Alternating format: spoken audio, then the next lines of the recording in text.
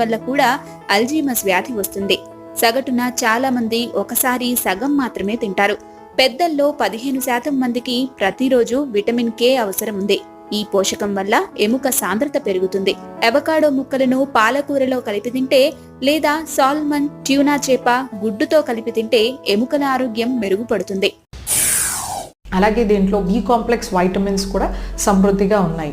ముఖ్యంగా థైమిన్ కానీ, నియాసిన్ కానీ, రిబోఫ్లేవిన్ కానీ, అలాగే బయోటిన్, ప్యాంటోథెనిక్ యాసిడ్, ఇన్ని రకాల బి కాంప్లెక్స్ వైటమిన్స్ మనకి మన శరీరంలో మెటబాలిజంలో ఇవి ఫ్యాక్టర్స్ లాగా హెల్ప్ చేస్తాయి అన్నమాట.